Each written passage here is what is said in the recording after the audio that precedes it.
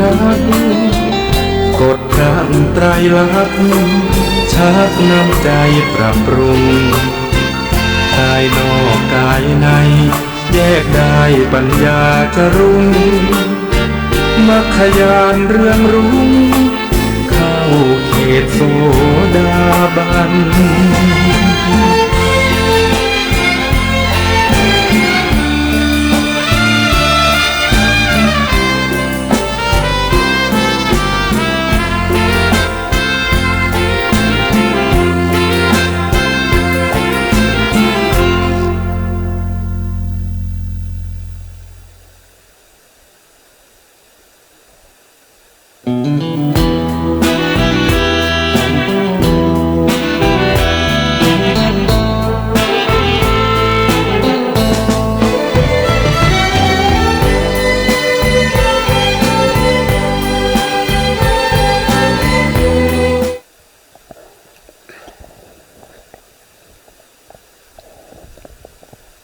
อะ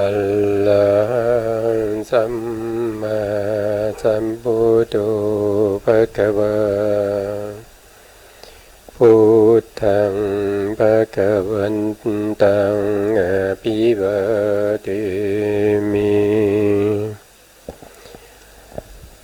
สวากขาโตภะคะวะตาธัมโมธัมมังนัมมัสสามิสุปฏิปันโนภะคะวะโตสาวกสังโฆสังฆังนัมมามิ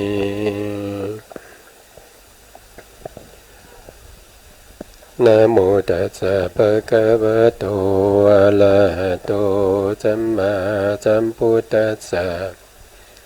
นะโมตัสสะภะคะวะโตอะระหะโตสัมมาสัมพุทธัสสะนะโมตัสสะภะคะวะโตอะระหะโตสัมมาสัมพุทธัสสะสัมมาสัมพุทธรรมะตุลังสาสะธัมมกานุตมังอาภิวาทิยาปัสสิสังอาภิธรรมตาสังฆังตัทธาวุตตาภิธรรมตาจัตโตตาปรมัตตาโตจิตตังเจตสิกังรูปังนิพพานามิติสัพพทาขอกราบนมัสการพระมหาเถระพระสังฆาธิการพระเถรานุเถระ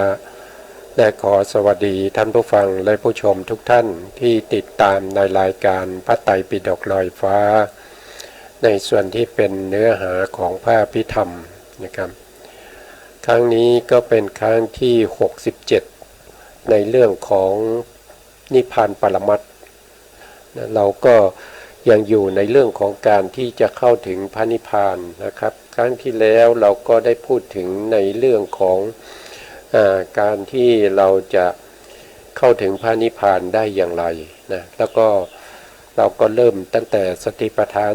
4นะครับซึ่งสติปัฏฐาน4ก็มีอยู่ทั้งหมดอยู่4หมวดด้วยกันนะครับในธรรมหมวดที่1เนี่ยเราก็จะเรียกว่าเป็นกายานุปัสสนาสติปัฏฐานนะหมวดที่2ก็จะเรียกว่าเป็นเวทนานุปัสสนาสติปัฏฐานหมวดที่3ก็จะเรียกว่าเป็นจิตานุปัสสนาสติปัฏฐานแล้วก็หมวดที่4ก็คือธรรมานุปัสสนาสติปัฏฐานนะครับเราก็อยู่ในธรรมานุปัสสนาสติปัฏฐานแล้วก็อยู่ในส่วนที่เป็นสัจจะคืออริยสัจสี่นะครับซึ่งเป็นความจริงของพระอริยะนะครับท่านได้ให้ความหมายไว้อย่างนั้นนะครับเป็นความจริงของพระอริยะทีนี้ถ้าเราต้องเข้าไปศึกษาโดยละเอียดว่าอริยสัจสี่นี้คืออะไรแล้วความจริงของพระอริยะเขาเป็นอย่างไร กับความจริงของโดยทั่วไปอย่างพวกเราที่เป็นปุถุชนเนี่ยคำว่าอริยสัจสี่เนี่ยที่เป็นความจริงอย่างพวกเราเนี่ยเป็นอย่างไรนะครับต้องเข้าไปดูนะครับเข้าไปดูรายละเอียดนะเราก็ไปดูรายละเอียดก่อนนะครับไปดูรายละเอียดก่อนนะในรายละเอียดนี้นะครับที่พูดถึงอยู่ก็คือตรงนี้นะอริยสัจสี่นะครับซึ่งเป็นหมวดที่อยู่ในธรรมานุปัสสนาสติปัฏฐานในหมวดที่5นะหมวดที่1ก็คือเดินนิวรณ์5หมวดที่2อุปทานขันธ์5หมวดที่3อายตนะภายในกับอายตนะภายนอกอย่างละ6นะครับแล้วก็หมวดที่4ก็คือโพชฌงค์7โพชฌงค์ก็คือองค์แห่งการตรัสรู้นะครับเราก็ได้ศึกษาไปโดยคร่าวๆนะครับแล้วก็ในส่วนที่เป็นหมวดที่5เนี่ยเราจะเรียกว่าเป็นภิกษุย่อมพิจารณาเห็นธรรมในธรรมคืออริยสัจสี่แล้วก็มีวงเล็บว่าของจริงของพระอริยะนะครับนี่ผมก็มาจากในพระไตรปิฎกนะในพระไตรปิฎกท่านได้เขียนวงเล็บไว้อย่างนี้นะผู้แปลในพระไตรปิฎกเนี่ยท่านได้วงเล็บไว้อย่างนี้นะทีนี้เราก็ไปดูในรายละเอียดแต่ละส่วนกันนะครับแต่ละส่วนนะครับในส่วนที่1เนี่ยก็จะเรียกว่าเป็นทุกขสัจใช่ไหมครับเป็นทุกขสัจในทุกขสัจเนี่ยก็ถ้าว่าโดยตัวองค์ธรรมเขาจริงๆเนี่ยก็81เนี่ยผมหมายถึงโลกิยจิต81นะครับโลกิยจิต81นะส่วน51ก็คือเจตสิก51เว้นตัวโลภะเว้นตัวนี้เว้นตัวข้างล่างนี้นะครับเว้นตัวข้างล่างนี้นะครับแล้วก็28เนี่ยก็คือรูปนะครับรูป28ก็คือได้แก่จักขุประสาทโสตประสาทฆานะประสาทนะครับชิวหาประสาทกายประสาทมหาภูตรูปนะอุปาทายรูปพวกนี้นะรวมกันแล้วก็จะมีอยู่28รูปนะแล้วทีนี้ในข้อที่1ที่เรียกว่าทุกขสัจจะเนี่ยนะครับว่าโดยองค์ธรรมก็ได้แก่ที่เราได้พูดไปแล้วนะครับทีนี้ถ้าเราไปดูในรายละเอียดในแผนภูมิว่าเขาอยู่ตรงไหนนะในแผนภูมิเนี่ยก็จะมีรายละเอียดทั้งหมดนะครับของปรมัตถธรรมทั้ง4นะปรมัตถธรรมทั้ง4ที่เราพูดถึงนะครับโลกียจิต81ก็คือส่วนนี้นะครับทั้งหมดส่วนนี้มาถึงตรงนี้นะครับมาถึงตรงที่เป็นรูปเนี่ยนะครับที่เป็นรูปตรงนี้นะตั้งแต่ข้างบนลงมาถึงตรงนี้นะครับเป็นรูปทั้งหมดนี้นะครับเป็นโลกียจิต81นะครับพวกนี้เป็นโลกียจิต80ไม่ว่าจะเป็นกุศลก็ตามนะครับไม่ว่า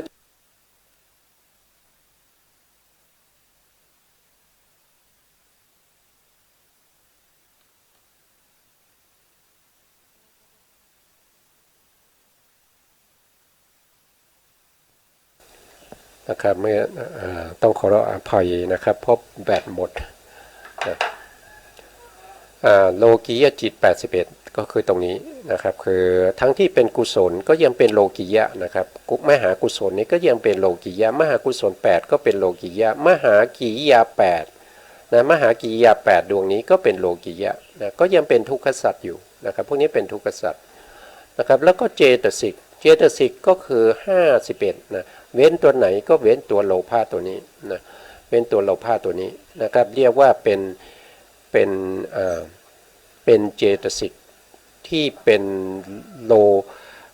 ที่เป็นทุกขสัจนะครับที่เป็นทุกขสัจเว้นตัวนี้ตัวเดียวนะครับคือตัวโลภะเราเว้นออกไปนะและรูป28ก็คือทั้งหมดนี้นะทั้งหมดนี้ก็เป็นรูปที่เป็นทุกขสัจอันนี้ก็เป็นทุกขสัจนะส่วนทุกขสัจถ้าเราว่าโดยยมกะนะครับว่าโดยยมกะเนี่ยเราก็จะมีในส่วนที่เราเรียกว่าเป็นคือกายิกทุกข์นะกายิกทุกข์ก็คืออะไรก็คือทุกทางกายนะครับอันนี้มาพอดีผมเอาข้อมูลนี้มาจากในส่วนที่เป็น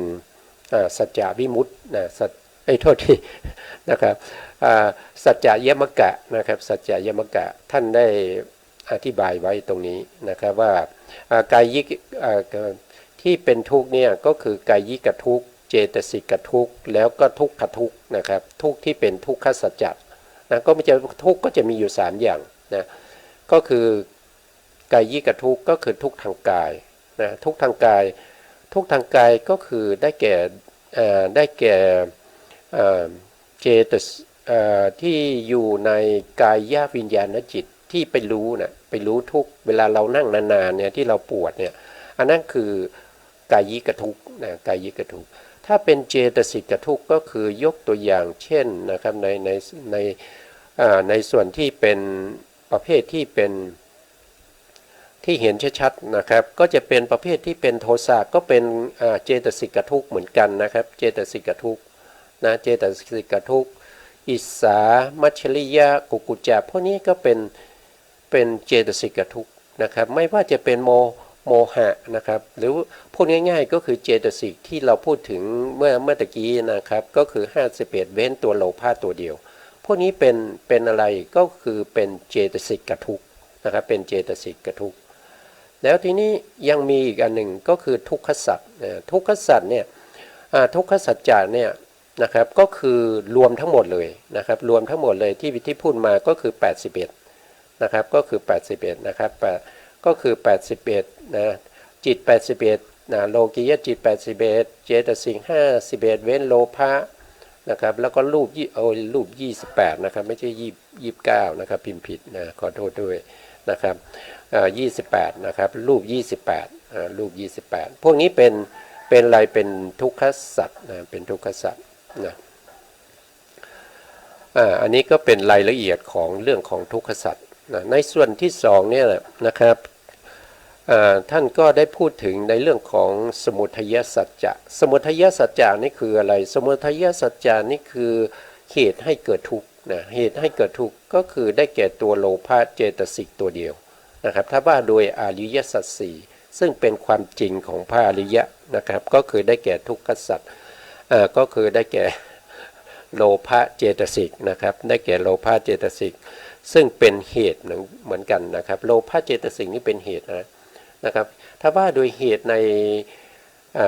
นอภิธรรมเนี่ยเราก็จะพูดถึงเหตุ6ด้วยกันนะเหตุที่เป็นกุศลเหตุใช่ไหมครับเหตุที่เป็นกุศลเหตุก็จะมีอยู่3เหตุนะครับก็คืออโลภะเหตุโทสะเหตุโมหะเหตุแล้วก็ในส่วนที่เป็นอกุศลเหตุก็จะเป็นโลภะเหตุนะครับโทสะเหตุแล้วก็โมหะเหตุแต่ในที่นี้เขาพูดถึงสมุทัยสัจจะก็เอาเฉพาะตัวโลภะเจตสิกดวงอันเดียวนะครับที่ก็คือดวงนี้นะครับที่เป็นทุกขสัจนะเป็นทุกขสัจแล้วทีนี้ในสัจจะยมุกนะครับสัจจะยมุกก็พูดถึงในเรื่องของเหตุให้เกิดทุกข์ด้วยในเรื่องของสมุทัยสัจจะด้วยนะครับก็มาดูรายละเอียดนะครับสมุทัยสัจจะนะครับท่านบอกว่านะครับสมุทัยสัจจะเนี่ยก็คือได้แก่ตัวโลภะที่เราพูดไปเมื่อกี้นะครับแต่ถ้าว่าโดยสมุทัยเนี่ยถ้าว่าโดยสมุทัยเนี่ยก็คือได้แก่อยู่ตรงนี้นะครับเห็นแล้วนะครับก็คือได้แก่สมุทัยสามัญนะก็คือสมุทัยสามัญนั่นเองทีนี้สมุทัยสามัญเนี่ยก็คือได้แก่อะไรก็คือได้แก่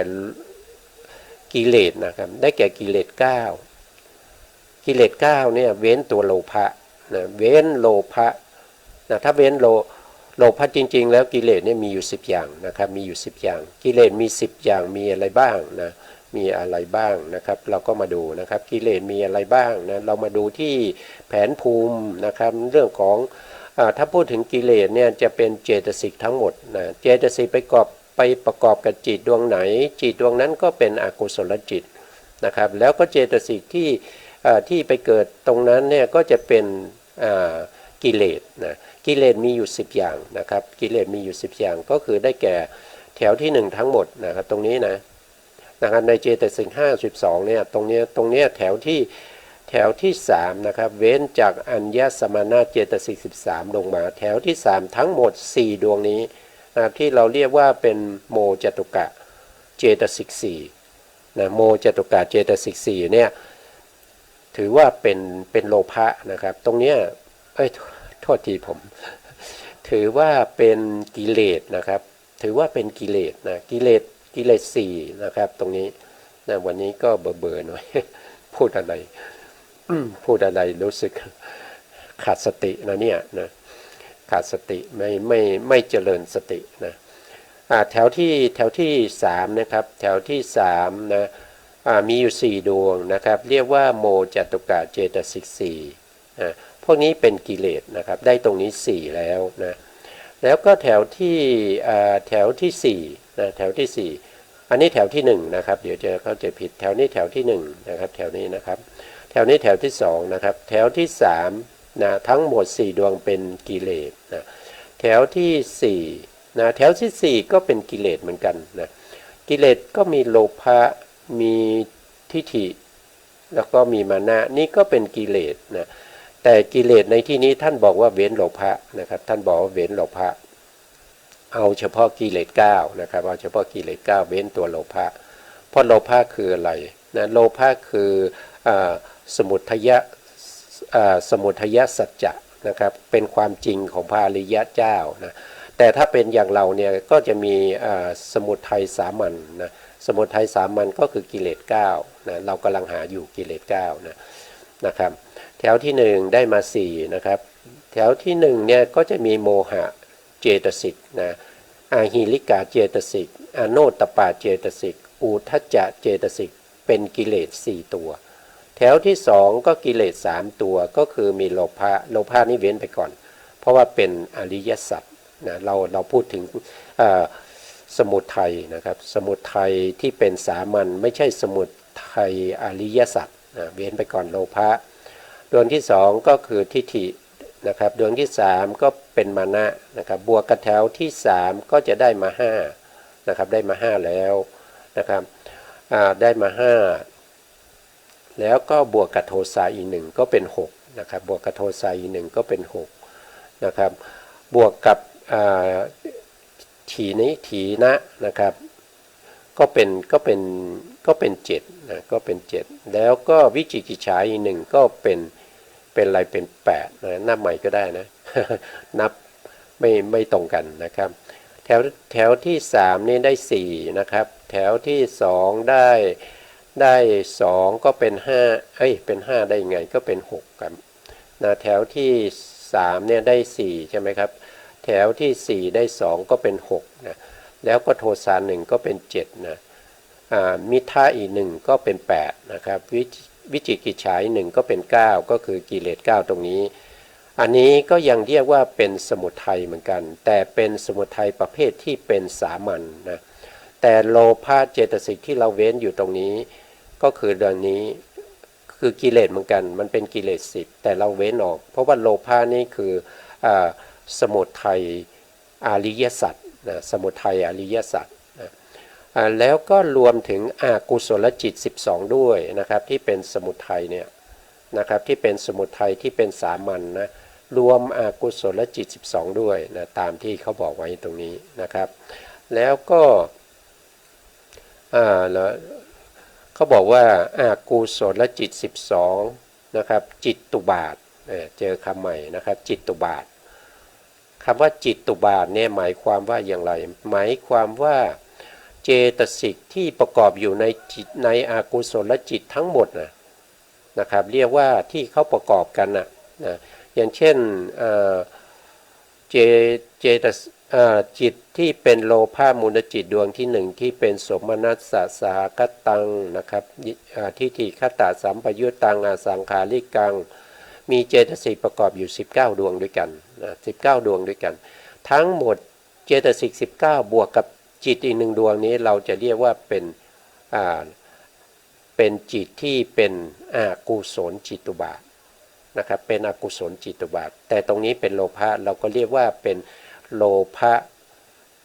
ะจิตตุบาท นะครับโลภะจิตตุบาทคือดวงที่1นะครับตรงนี้เขาหมายถึง12ดวงนะครับก็คือทั้งหมดนี้นะทั้งหมดนี้อันนี้ก็เป็นสมุทัยสามัญเหมือนกันนะเป็นเหตุให้เกิดทุกข์เหมือนกันนะครับที่เกิดพร้อมกับกิเลส9นะครับกิเลส9แล้วก็โลกียะกุศลและจิต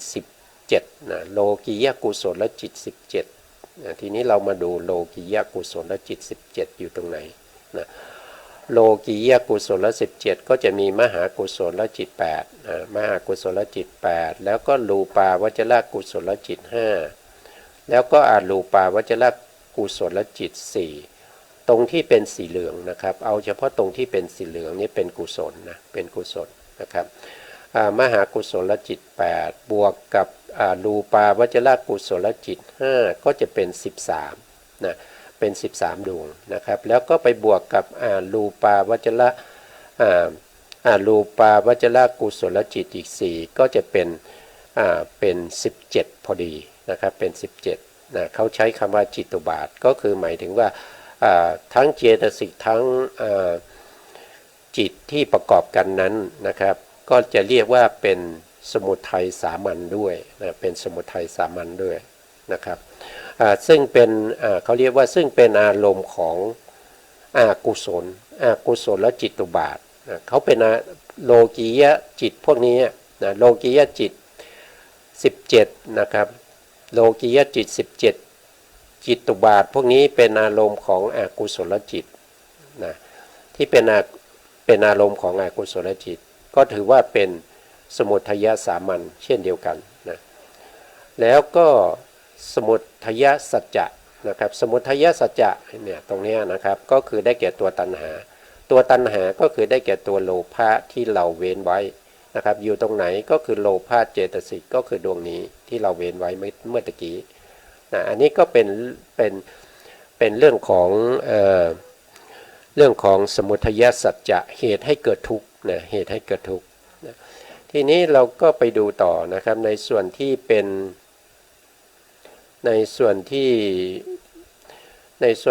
ข้อที่3เนี่ยที่เราเรียกว่าเป็นนิโรธสัจนิโรธสัจเนี่ยก็คือได้แก่พระนิพพานนะได้แก่พระนิพพานในปรมัตถธรรมทั้ง4พระนิพพานอยู่ตรงไหนนะพระนิพพานอยู่ข้างล่างสุดเลยนะพระนิพพานก็จะอยู่ตรงนี้นะครับจะอยู่ตรงนี้นะอยู่ตรงนี้นิพพานนะครับนิพพานเนี่ยมีลักษณะก็คือสันติลักขณังเป็นสภาวะนะครับเป็นสภาวะของนิพพานเป็นความสุขบรมสุขที่ปุถุชนเราไม่สามารถที่จะรู้ได้เป็นความสุขของพระอริยะเท่านั้นนะตั้งแต่โสดาบันขึ้นไปนะครับนิพพานของพระอริยะเจ้านะครับนิพพานนะครับแต่ถ้าเราไปดูในส่วนที่เป็นยมกะท่านจะพูดยังไงนะครับก็เราก็มาดูนะครับมาดูที่องค์ธรรมนะครับตรงที่องค์ธรรมเนี่ยท่านก็ได้พูดว่านิโรธสัจสามัญก็มีนะนิโรธสัจสามัญก็มีนิโรธสัจสามัญได้แก่อะไรก็ได้แก่ตัดทางฆ่าประหารนะตัดทางฆ่าประหารก็คือการที่เราประหารกิเลสเป็นครั้งเมื่อจิตเราเป็นมหากุศลนะครับอากุศลจิตก็จะไม่เกิดนะครับอย่างเช่นเราเจริญวิปัสสนาเรายังอยู่ในช่วงที่ปฏิบัติเรากำลังปริกรรมอยู่นะครับเรากำลังกำหนดรู้นะครับกำหนดรู้ในเรื่องของนามรูปอยู่ไอ้ตัวที่มากำหนดรู้ในนามรูปนั้นเขาเป็นมหากุศลนะมหากุศลเนี่ยรู้รูปรู้นามในขณะที่มหากุศลเกิดในอกุศลเกิดมาได้นะครับลักษณะนี้เราจะเรียกว่าตัดทางคะนิโรธนะครับก็คือความไม่มีภาวะแห่งกิเลสนะมหากุศลเนี่ยไม่ได้ประกอบกับกิเลสนั่นแสดงว่าในขณะที่มหากุศลเกิดเนี่ยกิเลสเกิดไม่ได้นั่นก็เรียกว่าเป็นตัดทางคะนิโรธได้นะครับหรือบางทีเราก็จะถ้าเป็นมรรคจิตเนี่ยเราก็จะเรียกว่าเป็นตัดทางคะประหารนะครับนะอันนี้ก็แล้วก็ยังมีนะครับอันที่สองที่เป็นนิโรธสามัญเนี่ยก็ได้แก่วิคัมพนะ นิโรธนะวิคัมภนะนิโรธนะครับวิคัมภนะนิโรธนี่คือได้แก่อะไรก็คือสภาวะที่ทำลายซึ่งนิวรณ์ทั้งหลายนะในขณะที่นิวรณ์ทั้งหลายนี้ไม่เกิดนะครับในขณะที่นิวรณ์ทั้งหลายไม่เกิด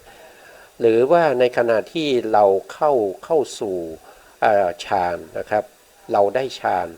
ได้ปฐมฌานทุติยฌานหรือตติยฌานจตุยฌานหรือปัญจมฌานก็ตามนะครับในขณะนั้นที่เรากำลังเข้าฌานอยู่เราเรียกว่าเป็นวิคัมภนะปหานซึ่งวิคัมภนะปหานกับตัดทางคับปหานนี้ก็จะแตกต่างกันนะครับตัดทางฆ่าประหารนี่คือประหารได้เป็นขณะไม่ต่อเนื่องกันยาวๆนะตัดทางฆ่าประหารคือประหารทีละขณะก็คือมหากุศลเกิดขึ้นครั้งหนึ่งก็ประหารอกุศลไปทีหนึ่งนะครับก็จะเป็นลักษณะอย่างนี้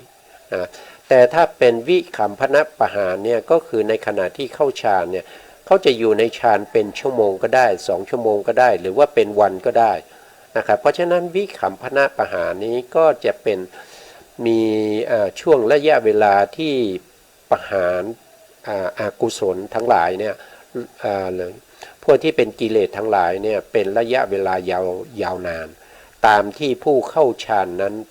ประสงค์นะครับตามที่ผู้เข้าฌานนั้นต้องการนะก็เรียกว่าเป็นวิคัมภนะนะครับวิคัมภนะนิโรธนะครับก็คือการที่ในขณะนั้นไม่มีนิวรณ์นะครับเข้าอยู่ในมหคตกุศลนะมหคตกุศลรู้จักนะครับ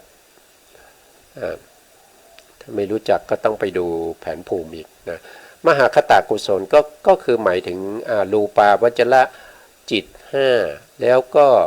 รูปาวจรกุศลนะครับรูปาวจรกุศลและจิต5รูปาวจรกุศลและจิต4นะครับนี่เรียกว่าเป็นมหาคตกุศลนะเป็นมหาคตกุศลนะครับแล้วก็ยังมีสมุเฉทปหานนะครับยังมีสมุเฉทปหานนะนิโรธสามัญเนี่ยมีสมุเฉทปหานด้วยนะทีนี้เรามาดูนะครับท่านได้พูดว่าอย่างท่านได้แสดงไว้อย่างไรนะครับสมุเฉทปหานหรือเรียกว่าเป็นสมุเฉทนิโรธนะครับคืออะไรก็คือสภาวะที่กิเลสนะครับสภาวะไม่มีกิเลสนะครับที่ได้ถูกประหารโดยมรรคจิตนะครับนั่นก็คือได้แก่อะไรนะครับในแผนภูมินี้นะก็คือได้แก่จิตพวกนี้นะครับได้แก่จิตพวกนี้ที่สามารถประชุมมรรคมีองค์8เข้ามาอยู่ในมรรคจิตเหล่านี้นะครับที่เป็นโสดาปัตติมรรคก็ตามเป็นสกทาคามีมรรคอนาคามีมรรคอรหันตมรรคนะครับแถวทั้งข้างบนนี้นะครับแถวข้างบนนี้มีอยู่ทั้ง5ดวงด้วยกันนะ5ดวงนี้ทั้ง5ดวงนี้เป็นโสดาปัตติมรรคเป็นโสดาปัตติมรรคหมดเลยเพียงแต่ว่าดวงที่1นี้เป็นปฐมฌานดวงที่2เป็นทุติยฌานดวงที่3เป็นตติยฌานดวงที่4เป็นจตุตถฌานดวงที่5เป็นปัญจมฌานนะครับฌานที่อยู่ในมรรคจิตเราจะเรียกว่าโลกุตระนะครับโลกุตระฌานนะโลกุตระฌานนะครับซึ่งแตกต่างไปจากโลกียฌานนะครับโลกียฌานก็ได้แก่พวกที่เป็นรูปาวจระนะครับพวกนี้เป็นโลกียฌานรูปาวจระ15นี่เป็นโลกียฌานและก็บวกกับรูปาวจระกิริยารูปาวจระรูปาวจระฌานนะครับ12นะพวกนี้เป็นโลกิยะเป็นโลกิยะส่วนในโลกุตระก็จะมีที่เป็นมรรคจิตนะมรรคจิต20แล้วก็ผลจิตอีก20นะพวกนี้เป็นโลกุตระฌานนะเป็นโลกุตระฌานนะครับเป็นโลกุตระฌานพวกนี้นะอันนี้ก็จะถ้ามรรคจิตเกิดขึ้นในขณะนั้นก็จะเรียกว่าเป็นสมุเฉทปหานนะครับสมุเฉทปหานนะสมุเฉทปหานเดียวอยู่ตรงไหนนะสมุเฉทนะสมุเฉทนิโรธนะครับท่าน ใช้คำว่าสมุเฉทนิโรธนะครับในยมการนี้ใช้คำว่าสมุเฉทนิโรธแต่โดยทั่วไปเราก็จะใช้ว่าสมุเฉทประหารนะครับก็ได้แก่มรรคจิตนะครับมรรคจิตนะครับที่ไปประหารอนุสัยที่นอนเนื่องอยู่ในขันธสันดานของเรานะครับทำลายให้หมดนะทำลายทั้งรากทั้งเง่าให้หมดเลยนะก็ได้แก่ตัวมรรคประชุมมรรคมีองค์8นะประชุมมรรคมีองค์8ประชุมมรรคมีองค์8แล้วก็ดูมรรคมีองค์8มีตรงไหนบ้างนะครับเคยแต่ถ้าเราดูบ่อยๆในแผนภูมิเนี่ยเราจะจำได้นะครับมรรคมีองค์8ในแผนภูมิเนี่ยมรรคมีองค์8ดวงที่1ก็ได้แก่สัมมาทิฏฐินะครับก็คือความเห็นชอบก็ได้แก่ตัวปัญญาก็คือตัวนี้นะตัวนี้นะครับมรรคมีองค์8ดวงที่2นี้เรียกว่าเป็นสัมมาสังกัปปะนะครับก็คือได้แก่ตัววิตกเจตสิกก็คือดวงนี้นะครับอันนี้ดวงที่2นะดวงที่3เนี่ยก็ได้แก่สัมมาวาจาก็คือดวงนี้นะสัมมาวาจานะดวงที่4ก็ได้แก่สัมมากัมมันตะนะครับทำการงานชอบนะแล้วก็ดวงที่5ก็ได้แก่สัมมาอาชีวะนี่ประกอบอาชีพชอบเลี้ยงชีพชอบนั่นเองนะครับอันนี้ก็5ดวงแล้วนะดวงที่6นะดวงที่6นี้ก็ได้แก่สัมมาวายามะก็คือได้แก่ตัววิริยะก็คือดวงนี้นะดวงนี้นะครับวิริยะอยู่ในปกิณณกะเจตสิกนะครับซึ่งเป็นดวงที่4นะดวงที่4เรียกว่าสัมมาวายามะนะครับก็จะเป็นองค์มรรคที่6นะที่6ที่7ก็ได้แก่ตัวสตินะสติก็จะเรียกว่าสัมมาสตินะก็อยู่ตรงนี้นะอยู่ในสัพพะอยู่ในโสภณสาธารณเจตสิก19ดวงที่2นะอยู่ในชุดนี้แต่อยู่ในดวงที่2ถัดจากตัวศรัทธานะครับอันนี้ก็เป็นองค์ที่7นะส่วนองค์ที่8ก็ได้แก่สัมมาสมาธิก็ได้แก่เอกคตาเจตสิกอยู่ในสัพพจิตตสาธารณเจตสิกนะครับซึ่งเป็นดวงที่เท่าไหร่เป็นดวงที่5นะครับเป็นดวงที่5ในสัพพจิตตสาธารณเจตสิก7ดวงนะทั้งหมด8ดวงนี้มาประชุมกันในมรรคจิตนะมาประชุมกันในมรรคจิตตรงนี้นะมรรคใดมรรคหนึ่งนะครับเริ่มต้นจากโสดาปัตติมรรคนะโสดาปัตติมรรคต้องเป็นมรรคครั้งแรกนะครับที่เราได้นะก็เป็นโสดาปัตติมรรคนะเสร็จแล้วก็จะเจริญเราได้เป็นพระโสดาบันแล้วเราก็เจริญวิปัสสนาต่อไปนะครับมรรคประชุมกันครั้งที่2นะมรรคทั้ง8ประชุมกันครั้งที่2ก็จะได้เป็นสกทาคามีมรรคนะสกทาคามีมรรคนะครับแล้วก็เราก็ได้เป็นสกทาคามิบุคคลนะต่อจากนั้นเราก็เจริญวิปัสสนาต่อไปนะครับเจริญไปจนสามารถประชุมมรรคมีองค์8นะแล้วประชุมกันในมรรคจิตนะมรรคจิตดวงนั้นก็จะเป็นอนาคามีมรรคนะอนาคามีมรรคนะเสร็จแล้วเราก็ได้เป็นอนาคามิบุคคลนะได้เป็นอนาคามิบุคคลนะครับหรือว่าเป็นพระอนาคามีนะครับหรือเรียกว่าพระอนาคามีหลังจากนั้นเราก็เจริญวิปัสสนาต่อไปอีกนะครับเมื่อเจริญวิปัสสนาต่อไปจนสามารถทำให้มรรคมีองค์8ประชุมกันในมรรคจิตขึ้นอีกครั้งหนึ่งนะครั้งนั้นเราก็จะเรียกว่าเป็นอรหันตมรรคอรหันตมรรคเกิดขึ้นอรหันตมรรคดับไปเราก็จะได้เป็นพระอรหันต์นะเป็นผู้ที่ไม่มีกิเลสแล้วนะครับเป็นผู้ที่ไม่มีกิเลสแล้วเราสามารถเข้าถึงพระนิพพานได้แล้วนะครับจุดมุ่งหมายของพระพุทธศาสนาก็คือการเข้าถึงพระนิพพานนะครับต้องเข้าถึงพระนิพพานให้ได้นะเพราะว่าพระนิพพานเนี่ยเป็นที่ดับทุกข์นะครับเป็นที่ดับทุกข์หมดเลยนะครับไม่มีทุกข์อีกต่อไปนะครับหลังจากปรินิพพานไปแล้วก็ไม่มีทุกข์อีกต่อไปนะถ้าเรายังเวียนว่ายตายเกิดนะเราก็ยังมีทุกข์อยู่นะครับเราก็ยังมีทุกข์อยู่นะครับอันนี้ก็เป็น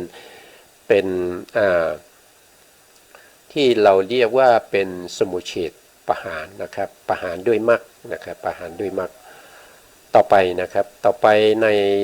สัจจยมกะท่านก็พูดถึงปฏิปัสสัทธินิโรธนะปฏิปัสสัทธินิโรธในที่อื่นเขาก็จะเขียนว่าเป็นปฏิปัสสัทธิปหารนะครับหรือว่าเป็นก็ได้แก่อะไรนะปฏิปัสสัทธินิโรธเนี่ยได้แก่อะไรก็คือได้แก่พวกที่เป็นผลจิตทั้งหมดนี้นะทั้งหมดนี้เวลาที่เรามรรคจิตเกิดขึ้นแล้วผลจิตเกิดขึ้น2ขณะหรือว่า3ขณะขึ้นกับบุคคลที่เป็นขีปาพิญญาหรือว่าเป็นคันธาพิญญานะครับคือผู้ตัดสรู้เร็วกับตัดสรู้ช้านะครับเมื่อเกิดขึ้นแล้วก็ดับไปเนี่ยนะผลจิตก็จะเกิดขึ้นเมื่อผลจิตเกิดขึ้นในขณะที่ผลจิตเกิดขึ้นเนี่ยในขณะนั้นไม่มีกิเลสอะไรเลยนะครับไม่มีกิเลสเพราะฉะนั้นก็ถือว่าเป็นนิโรธเหมือนกันนะเป็นที่ดับกิเลสไม่มีแล้วนะในผลจิตเนี่ยนะครับแต่ถ้าเราเป็นโสดาบันเราเข้าพละสมาบัติที่เป็นของโสดาบันเนี่ยกิเลสไม่มีนะครับหลังจากเราออกจากพละสมาบัติมานะครับเดินไปเดินมาไปพูดกับคนนั้นทีหนึ่งคนนี้ทีหนึ่งในขณะนั้นกิเลสยังสามารถเกิดได้นะกิเลสที่เป็นของโสดาบันเกิดได้นะครับนะเราก็รู้แล้วว่ากิเลสของโสดาบันเนี่ยที่ท่านละเนี่ยท่านละอะไรไปบ้างนะครับได้พูดให้ฟังไปหลายครั้งแล้วครั้งนี้จะไม่พูดแล้วนะครับต่อไปถ้าเป็นสกทาคามีผลนะครับก็เป็นปัสสัทธินิโรธเหมือนกันนะแล้วก็เป็นอนาคามิผลก็เป็นปัสสัทธินิโรธเช่นเดียวกันนะและเป็นอรหันตะผลก็เป็นปัสสัทธินิโรธเช่นกันนะครับในสภาวะอย่างนี้นะครับก็คือทั้งหมดที่พูดมาเนี่ยเป็นการประหารกิเลสไม่ให้กิเลสเนี่ยเกิดขึ้นนะครับในเรื่องของอะไรก็คือในเรื่องของนิโรธสัตว์นิโรธสัตว์เราอยู่ในหัวข้อนิโรธสัตว์นะครับก็คือตัวนิพพานนิพพานนี้เป็นอะไรนะนิพพานนี้เป็นอะไรก็นิพพานเนี่ยเขาเป็นถ้าว่าโดยปรมัตถธรรมเนี่ยเขาเป็นตัวอารมณ์นะครับเป็นตัวอารมณ์เป็นตัวอารมณ์นะครับไม่เหมือนกับพวกที่เป็นจิตเป็นเจตสิกแล้วก็เป็นรูปนะจิตและเจตสิกและรูปเนี่ยสามารถที่จะเป็นอารมณ์ก็ได้นะเป็นอารมณ์ก็ได้นะในส่วนที่เป็นจิตกับเจตสิกเนี่ยเป็นผู้รู้อารมณ์ก็ได้เขาเป็นได้2อย่างนะครับเขาเป็นได้2อย่างก็คือเป็นผู้รู้อารมณ์ด้วยเป็นผู้รู้อารมณ์ด้วยนะครับจิตและเจตสิกส่วนรูปนี้เป็นสภาวธรรมที่เป็นสภาวธรรมที่เป็นอารมณ์อย่างเดียวไม่สามารถรู้อารมณ์ได้นะครับไม่สามารถรู้อารมณ์ได้แล้วก็เป็นรูปที่เป็นที่อาศัยกำหนดรู้ของวิปัสสนาด้วยนะกำหนดรู้ของวิปัสสนาด้วยนะครับซึ่งไม่เหมือนกับนิพพานนะครับรูปเป็นอารมณ์อย่างเดียวก็จริงแต่ไม่เหมือนกับนิพพานนิพพานก็เป็นอารมณ์อย่างเดียวแต่นิพพานเป็นนามนะนิพพานเป็นนามนิพพานไม่ใช่รูปนะนิพพานไม่ใช่รูปนะนิพพานเป็นนามแต่เป็นนามประเภทที่เป็นอารมณ์ไม่ได้เป็นตัวรู้นะครับตัวรู้ก็คือจิตกับเจตสิกนะกับเจตสิกส่วนรูปนี้เป็นสภาวะที่ถูกรู้แล้วก็เขามีสภาวะสลายแปรปรวนไปเป็นที่สุดนะเขามีความสลายแปรปรวนไปเป็นธรรมดานะสภาวะธรรมเขาเป็นอย่างนั้นนะครับอันนี้ก็เรื่องของนิโรธนะครับต่อไปในข้อที่4นะในข้อที่4ก็พูดถึงในเรื่องของมรรคนะครับในเรื่องของมรรคสัจจะนะครับมรรคสัจจะก็ได้แก่มรรคมีองค์8นะมรรคมีองค์8เนี่ยที่ผมได้พูดไปเมื่อตะกี้นี้นะครับก็นะครับมรรคมีองค์8นะจริงๆแล้วเนี่ยมรรคมีองค์8เนี่ยเขานำไปที่ไหนนะเขานำไปนิพพานนะครับเขาเป็นหนทางไปสู่นิพพานนะถ้าเราทำอกุศลธรรมนะครับแล้วเราไปในอบายเนี่ยก็มีมากเหมือนกันนะก็มีมากเหมือนกันมากตรงนั้นเนี่ยไม่ใช่มากมีองค์ นะก็จะเป็นมรรคมีองค์เท่าไหร่เราก็มาดูนะครับเราก็มาดูว่ามรรคมีองค์เท่าไหร่ที่พาเราไปสู่อบายนะครับองค์ที่1นะองค์ที่1ก็ได้แก่ตัวทิฏฐินะครับทิฏฐิตัวนี้นะทิฏฐิตัวนี้ก็คือมีความเห็นผิดคือความเห็นผิดนะครับอยู่ในโลติกะ3ซึ่งเป็นดวงที่2อยู่ตรงกลางนี้นะครับอยู่ตรงกลางนี้เป็นหนทางไปสู่อบายนะครับอันนี้เป็นหนทางไปสู่อบายแล้วก็ยังมีอีก3องค์นะครับก็คือมิจฉาสมาธินะครับมิจฉาสมาธิก็คือดวงนี้นะครับก็คือเอกคตาที่ประกอบในอกุศลละจิตนะไม่ได้ประกอบในกุศลนะถ้าประกอบในกุศลเราก็จะเรียกว่าเป็นสัมมาสมาธิถ้าไปประกอบในอกุศลเราก็จะเรียกว่าเป็นมิจฉาสมาธินะครับแล้วองค์ที่3นะที่ไปอบายก็คือวิริยะนะครับวิริยะนี่ก็เป็นมิจฉาวายามะนะเป็นมิจฉาวายามะนำไปสู่อบายนะความเพียรผิดนะครับมีความพยายามในทางที่ผิดนะมีความพยายามที่ทำให้อกุศลธรรมเกิดขึ้นบ่อยๆนะครับแล้วก็พยายามกีดกันกุศลธรรมไม่ให้เกิดขึ้นนะครับนี่เรียกว่าเป็นมิจฉาวายามะนะครับก็เป็นองค์ที่3นะองค์ที่4ก็ได้แก่ตัววิตกตัววิตกก็เป็นมิจฉาสังกัปปะมิจฉาสังกัปปะเนี่ยก็คืออะไรก็คือการที่เราตึกไปในเรื่องของกรรมคุณอารมณ์ทั้งหลายมีความยินดีพอใจในอารมณ์ทั้งหลายเมื่อเราได้พบกับอารมณ์ที่เป็นอิทธารมณ์นะครับอิทธารมณ์ก็ยินดีพอใจนะแต่ถ้าเราได้พบกับอารมณ์ที่เป็นอนิธารมณ์เราก็จะมีความรู้สึกไม่พอใจมีความโกรธนะครับแต่ถ้าเราได้พบกับอารมณ์ที่เป็นไปในอกุศลแต่เป็นอารมณ์ที่ไม่แรงเรียกว่ามัชฌตารมณ์เนี่ยนะครับตัววิตกก็จะตึกอยู่ในเรื่องของกามนะครับก็จะนำไปสู่อบายได้นะครับแล้วก็ตึกในเรื่องของพยาบาทพยาบาทก็คือจองเวรจองเวรปองร้ายปองร้าย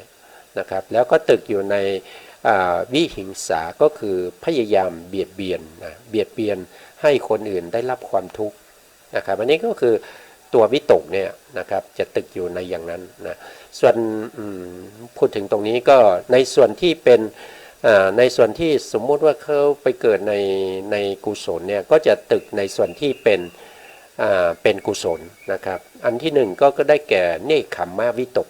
เนคขมมวิตกนะครับตึกในการที่จะออกจากกามนะครับที่จะออกจากกามอันที่2ก็คืออภยาปาทะก็คือตึกในเรื่องของการไม่พยาบาทไม่คิดปองร้ายนะครับอันที่3ก็คือวิหิงสาก็คือไม่เบียดเบียนไม่ทำร้ายนะครับอันนี้ก็เป็น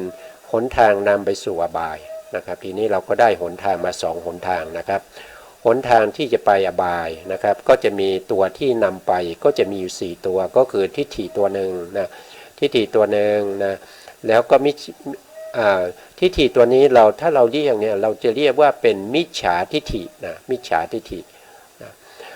แล้วตัวนี้ก็จะเป็นมิจฉาสมาธิมิจฉาวายามะมิจฉาสังกัปปะพวกนี้นำไปสู่อบายนะ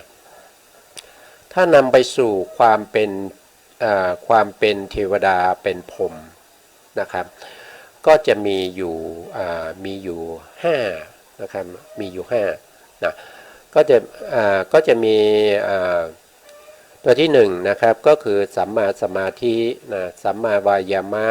สัมมาสังกัปปะนะเรียงตามปรมัตถธรรมนะครับไม่ได้เรียงตามองค์นะครับไม่ได้เรียงตามองค์ที่เขาเรียงนะครับเราดูปรมัตถ์แล้วปรมัตถ์ในแผนภูมิแล้วเราก็จะเรียงจากข้างบนลงมาก็จะได้สัมมาสมาธินะสัมมาสังกัปปะนะสัมมาวายามะนะครับแล้วก็จะมีสัมมาสตินะสัมมาสตินะบางครั้งก็จะมีสัมมาวาจานะครับหรือว่าจะมีสัมมากัมมันตะ หรือว่าจะมีสัมมาอาชีวะ3 ดวงนี้เขาจะไม่เกิดพร้อมกันในจิตดวงเดียวกันนะครับเขาจะเว้นนะเขาจะเว้นในกรณีเขาจะเกิดขึ้นในกรณีที่มีเขาเรียกว่าเป็นมิตรภาพวัตถุที่ควรเว้นนะครับอยู่เฉพาะหน้าเขาจึงจะเว้นได้เพราะฉะนั้นถ้าเขาไม่มีมิตรภาพวัตถุมาให้เป็นอารมณ์เนี่ย3 ดวงนี้เขาจะไม่เกิดนะครับสัมมาวาจาก็จะไม่เกิดสัมมากัมมันตะก็จะไม่เกิดสัมมาอาชีวะก็จะไม่เกิดนะครับตอนนี้เราสมมุติว่าเขาเกิดกันแล้วกันนะครับเขาเกิดได้แค่ดวงเดียวนะเพราะว่าในจิตดวงหนึ่งนี้เขาจะไม่เกิดพร้อมกันนะครับในทางที่จะนำไปสู่ความเป็นมนุษย์เทวดานะครับความเป็นมนุษย์เทวดาเขาจะไม่เกิดพร้อมกันนะครับและอีกดวงหนึ่งก็คือตัวปัญญานะครับเรียกว่าสัมมาทิฏฐินะเพราะฉะนั้นเราก็จะเห็นว่าถ้าไปเกิดเป็นมนุษย์และเป็นเทวดาเนี่ยก็จะเดินด้วยหนทางนี้นะมีกี่องค์นะครับเราก็นับไปนะครับจากข้างบนลงมาก็คือสัมมาธิดวงที่1นะสัมมาสังกัปปะนะครับดวงที่2สัมมาวายามะดวงที่3นะครับสัมมาสติดวงที่4สัมมาวาจาดวงที่5บางครั้งไม่เกิดนะครับบางครั้งไม่เกิดก็จะเป็น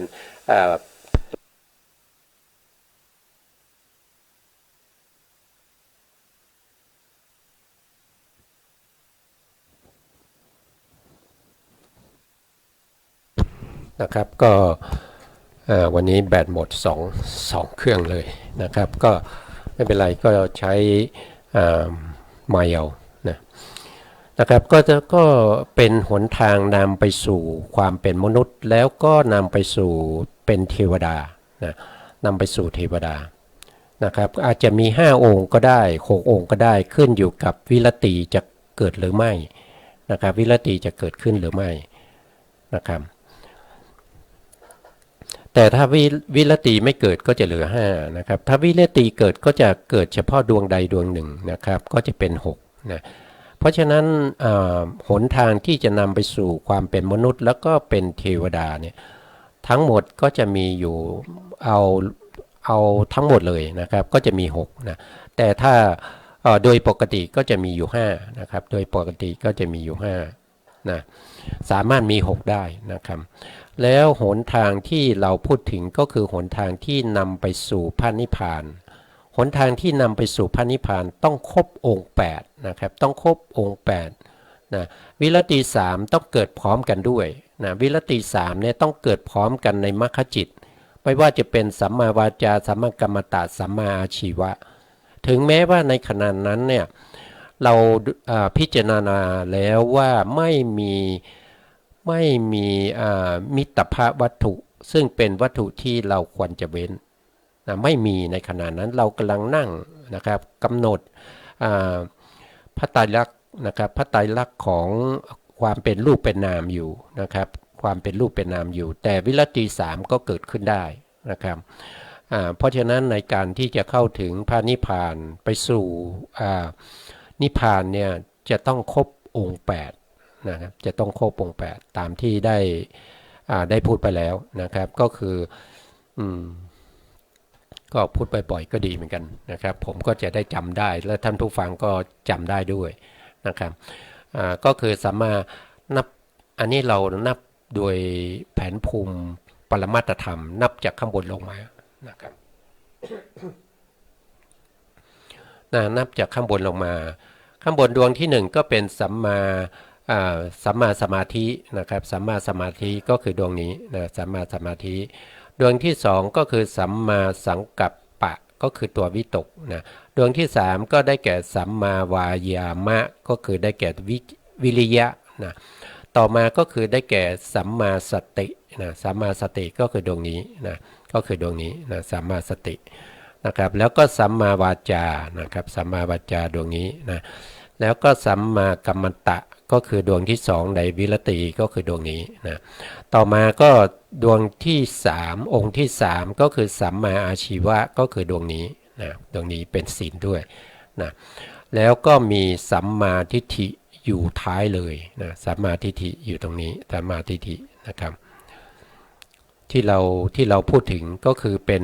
มั่งมีองค์8 นะครับมรรคมีองค์8ที่เราเรียงจากปรมัตถธรรมจากข้างบนลงมานะครับแต่ถ้าเราเรียงโดยทั่วไปในพระสูตรที่พระพุทธองค์ทรงแสดงก็ดวงที่เป็นสัมมาทิฏฐิดวงนี้ที่เป็นปัญญานี้ก็จะมาก่อนนะเป็นดวงที่1นะเป็นองค์ที่1นะ2ก็คือได้แก่ตัววิตกก็คือสัมมาสังกัปปะดวงนี้เป็นองค์ที่2นะ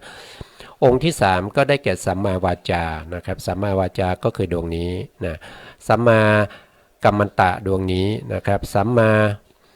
อาชีวะก็คือดวงนี้นะครับแล้วต่อมาก็จะเป็นสัมมาวายามะนะครับก็คือตัววิริยะตรงนี้แล้วก็มาสัมมาสตินะสัมมาสติเป็นองค์ที่7นะสัมมาสมาธิก็เป็นองค์ที่8ก็อยู่ตรงนี้นะครับอันนี้ก็เรียงตามที่พระพุทธองค์ทรงแสดงนะครับนะอันนี้ก็เรียงพูดถึงในเรื่องของมรรคสัจนะครับก็คืออยู่ตรงนี้มรรคสัจมีอยู่8องค์นะครับในมรรคสัจเนี่ยมีอยู่8องค์นะครับทีนี้เราไปดูในเรื่องของยมกะที่มาจากอภิธรรมคัมภีร์อภิธรรมนะครับซึ่งเป็นคัมภีร์ที่7ที่พระพุทธองค์ทรงแสดงนะครับเรียกว่าเป็นสัจจะยมกะนั่นเองนะครับเราก็มาดูในส่วนที่เป็นมรรคนะครับในส่วนที่เป็นมรรคนี่ตรงนี้มรรคนะครับมรรคสัจจะนะครับมรรคสัจจะในมรรคสัจจะเนี่ยพูดถึงในเรื่องขององค์ธรรมนะมรรคสัจจะเนี่ยมีอยู่2อย่างนะครับในมรรคพูดง่ายๆมรรคเนี่ยมี2อย่างนะครับดวงที่อันที่1ก็เรียกว่าเป็นมรรคสามัญก็ตรงนี้นะมรรคสามัญนะมรรคสามัญได้แก่อะไรก็คือปัญจังคิกมรรคนะปัญจังคิกมรรคก็คือมรรคองค์8นั้นมรรคองค์5นะองค์5นี้เขาไปที่ไหนนำไปสู่ที่ผมได้พูดไปเมื่อกี้ก็คือนำไปสู่ความเป็นมนุษย์กับเทวดานะครับมนุษย์กับเทวดานะครับตรงนี้นำไปสู่ความเป็นมนุษย์กับเทวดานะครับในมหากุศลนะหรือในมหากิริยาในมหากิริยานี้ก็คือเป็นจิตของพระอรหันต์นะไม่เป็นบุญไม่เป็นบาปนะครับท่านหมดในอนุสัยกิเลสแล้วเพราะฉะนั้นจิตของท่านก็จะเป็นจิตที่ไม่มีอกุศลและไม่มีนี่เขาเรียกว่าอนุสัยนะอนุสัยทั้ง7เนี่ยเป็นสมุฏฐานเป็นพื้นฐานนะให้เขาเกิดนะครับก็เป็นนี่เป็นมหาวิบากนะครับมหาวิบากก็คือเป็นจิตประเภทที่เป็นผลแล้วนะไม่ให้ผลต่อไปนะไม่ให้ผลต่อไปนะนี่เป็นมหากิริยาอยู่ตรงนี้นะแล้วก็มรรคจิตนะครับมรรคจิตนี้จะต้องเป็นอาถังคิกมรรคนะครับตรงนี้อาถังคิกมรรคนะครับตรงนี้เป็นอาถังคิกมรรคก็คือมรรคมีองค์8ในมรรคจิตนะมรรคมีองค์8ในมรรคจิตถ้าเป็นในส่วนนี้เป็นมหาคตาเนี่ยมหาคตาเนี่ยก็จะมีองค์เท่าไหร่เมื่อกี้ไม่ได้พูดถึงนะครับไปดูว่ามหาคตาเนี่ยจะมีองค์เท่าไหร่นะมหาคตาก็คือประเภทที่เป็นรูปฌานและอรูปฌานนะครับเราก็มาดูว่าเขาจะมีเท่าไหร่นะครับถ้าเราจะไปเป็นพรหมเนี่ยก็จะมีหนทางนะครับมีหนทางนะครับแล้วหนทางนี้จะประกอบด้วยกี่องค์นะครับอันที่สำคัญที่สุดเลยก็คือดวงนี้นะครับก็เป็นสัมมาสมาธินะตัวนี้สัมมาสมาธินะครับตัวนี้นะแล้วก็มีถ้าเป็นปฐมฌานก็จะมีสัมมาสังกัปปะตัววิตกด้วยนะถ้าเป็นทุติยฌานไปเนี่ยไม่มีตัวนี้แล้วไม่มีตัววิตกนะไม่มีตัววิตกนะในชั้นที่2ชั้นที่2ขึ้นไปนะชั้นที่2ชั้นที่3ชั้นที่4ชั้นที่5ไม่มีวิตกนะแต่ปฐมฌานมีวิตกอยู่เพราะเขาเป็นองค์ฌานนะเขาเป็นองค์ฌานนะครับสัมมาสังกัปปะนะครับเป็นหนทางที่จะนำไปสู่ความเป็นพรหมแล้วก็วิริยะก็คือสัมมาวายามะก็นำไปสู่ความเป็นพรหมนะครับแล้วก็มีสตินะมีสติก็จะเป็นสัมมาสตินะครับแล้วก็จะมีปัญญานะครับก็เป็นสัมมาทิฏฐินะครับเพราะฉะนั้นเราก็จะเห็นได้ว่า เขาจะมีองค์5นะครับเขาจะมีองค์5ที่ท่านพูดถึงตรงนี้นะที่ท่านพูดถึงตรงนี้ปัญจังคิกมักตรงนี้นะครับก็คือมักมีองค์5นะครับที่ผมพูดถึงไม่มีวิรตินะครับไม่มีวิรติตัวนี้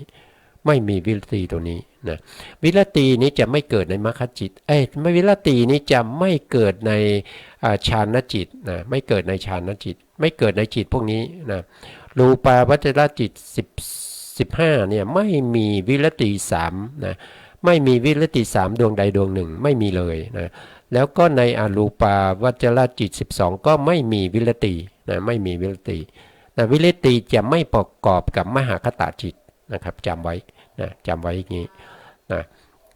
อันนี้ก็เป็นเรื่องของหนทางนะครับที่จะไปอบายนะครับแล้วก็จะไปเป็นมนุษย์เป็นเทวดาไปเป็นพรหมแล้วก็ไปสู่พระนิพพานนะไปสู่พระนิพพานนะครับอันนี้ก็เป็นในลักษณะของสัจจะทั้งที่เป็นสัจจะสามัญแล้วก็เป็นอริยสัจนะในส่วนที่เป็นทุกขสัจก็มีทั้งที่เป็นสามัญแล้วก็เป็นอริยสัจนะที่เป็นสมุทัยก็มีทั้งที่เป็นสามัญสมุทัยสามัญแล้วก็สมุทัยอริยสัจนะที่เป็นนิโรธสัจก็มีทั้งที่เป็นสามัญแล้วก็เป็นอริยสัจนะครับที่เป็นมรรคนะครับก็มีทั้งที่เป็นมรรคที่เป็นสามัญแล้วก็เป็นอริยมรรคนะครับก็จะมีรายละเอียดที่ผมได้กล่าวไปได้พูดไปนะครับให้อันนี้ก็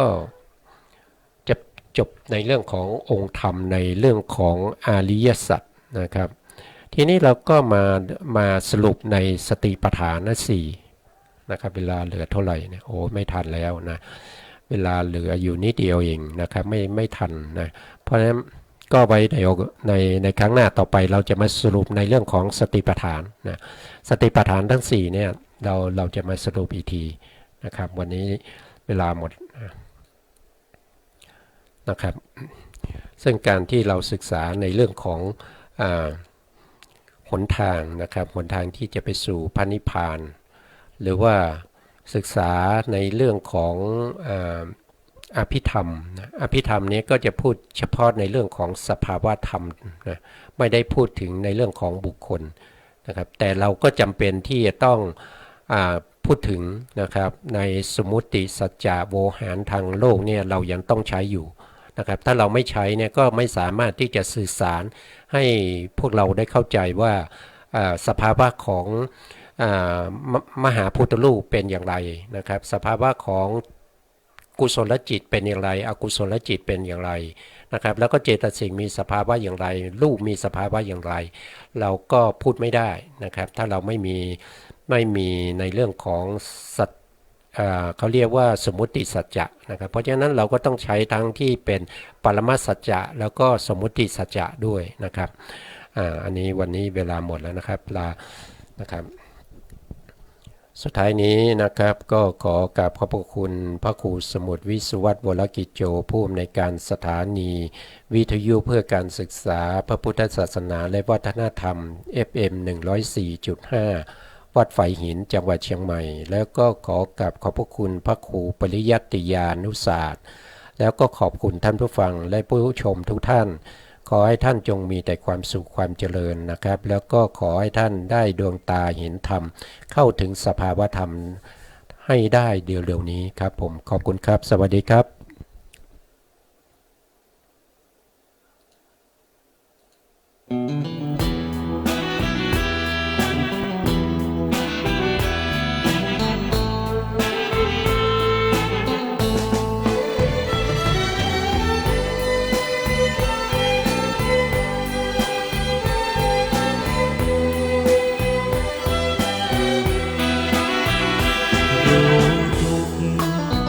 ละสมุทัย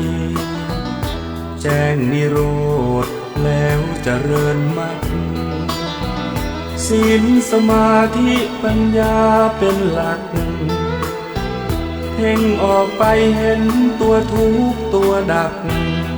รู้แจ้งประจักษ์แล้วผลักออกไป